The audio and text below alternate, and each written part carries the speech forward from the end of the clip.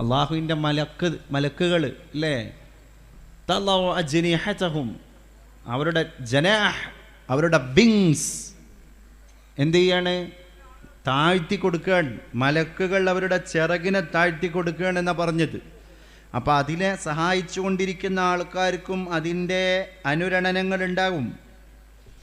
അതിന് എംപവർമെൻ്റ് കൊടുത്തുകൊണ്ടിരിക്കുന്നവർക്ക്, അതിന് ഇൻസ്പിറേഷൻ കൊടുത്തുകൊണ്ടിരിക്കുന്നവർക്കൊക്കെ ഉണ്ടാകും. പരിസര ശക്തി ഗുണത്താൽ മർത്യൻ പരിശുദ്ധനാകും പാപിഷ്ടർ പോലും എന്നാണ് മലയാള കവി പറഞ്ഞത്.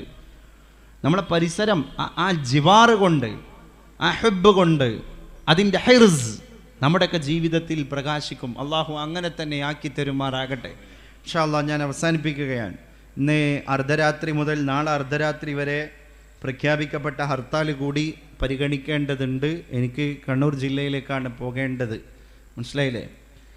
അപ്പോൾ ഒരുപാട് ഇഷ്യൂസ് നമ്മുടെ രാജ്യത്ത് നടക്കും. അപ്പോൾ അതിലൊക്കെ നമ്മൾ മുസ്ലിം സമുദായം സാമാന്യ ബുദ്ധിയോടുകൂടെ തന്നെ ഇടപെടണം. ഇപ്പോഴുള്ള കറണ്ട് ഇഷ്യൂ അയ്യപ്പ ഭക്തന്മാരുമായി ബന്ധപ്പെട്ട ഇഷ്യൂ ആണ്. അതൊരു ഒരു മതവിഭാഗത്തിൻ്റെ പരിശുദ്ധിയെ ഏതെങ്കിലും രീതിയിൽ ബാധിക്കുന്നതാണെങ്കിൽ നമ്മൾ അതിൽ മിണ്ടാൻ പാടില്ല. ലക്കും ദീനുക്കും വലിയ ദീൻ. ഒരു കമ്മ്യൂണലായ സ്റ്റേറ്റ്മെൻറ്റ് നമ്മുടെ രാജ്യത്തുണ്ടാകാൻ പാടില്ല. നമ്മളെ പ്രവൃത്തി കൊണ്ട് അല്ലെങ്കിൽ നമ്മുടെ ഒരു സ്റ്റേറ്റ്മെൻറ്റ് കൊണ്ട് നമ്മുടെ സഹോദര സമുദായത്തിലെ ഒരു അംഗത്തിന് ബുദ്ധിമുട്ടുണ്ടാകാൻ പാടില്ല. അത് നമ്മുടെ അയൽവാസിയാകാം, നമ്മുടെ നാട്ടുകാരാകാം.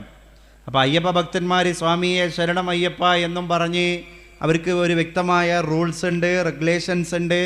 ആ നിയമങ്ങൾക്ക് അനുസൃതമായിട്ട് അവരുടെ ഭക്ത്യാദര പുരസരം പമ്പായിലേക്ക് പോയി അവിടുന്ന് തൊഴുത് മല കയറുന്ന, മല ചവിട്ടുന്ന അയ്യപ്പ ഭക്തൻ്റെ പരിശുദ്ധിയെ ബാധിക്കുന്ന എന്തെങ്കിലും കാര്യങ്ങൾ അത് സുപ്രീം കോടതിയുടെ ഭാഗത്തൊന്നും അല്ലാതെയൊക്കെ ഉണ്ടായിട്ടുണ്ടെങ്കിലും നമ്മളെ മുസ്ലിം സഹോദരങ്ങൾ സോഷ്യൽ മീഡിയയിലൂടെ, വാട്സപ്പിലൂടെ, ഫേസ്ബുക്കിലൂടെ, ട്വിറ്ററിലൂടെ, യൂട്യൂബിലൂടെ ഇത്തരം കാര്യങ്ങളോട് വൈകാരികമായി പ്രതികരിക്കരുത്. കാരണം ലാ തസുബ്ബു ആലിഹതഹും, അവരുടെ ആരാധ്യ വസ്തുക്കളെ നിങ്ങൾ ചീത്ത പറയരുത് എന്ന് അല്ലാഹു തആല നമ്മളെ പഠിപ്പിച്ചതാണ്.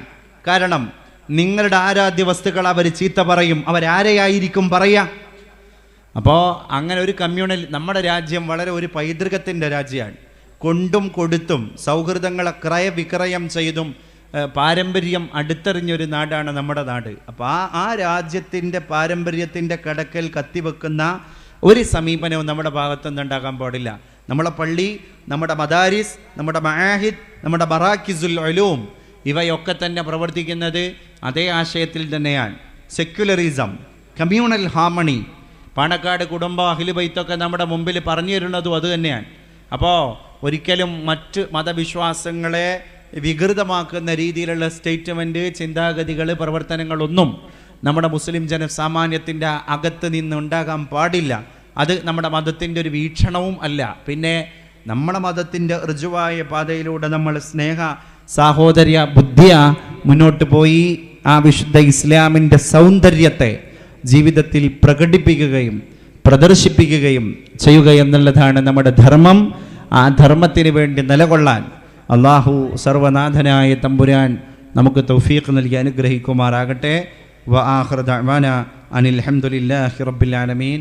ഊസിക്കും ബിദ്ദുആ, നിങ്ങളുടെ വിലപ്പെട്ട ദുആകളിലൊക്കെ വിനീതനായ എന്നെയും ഉൾപ്പെടുത്തണമെന്ന് മാത്രം നിങ്ങളോട് അപേക്ഷിച്ച് ഞാൻ ഉപസംഹരിക്കുന്നു. വആഖിറു ദഅ്വാനാ അനിൽ ഹംദുലില്ലാഹി വസ്സലാമു അലൈക്കും വറഹ്മത്തുള്ളാഹി വബറകാതുഹു.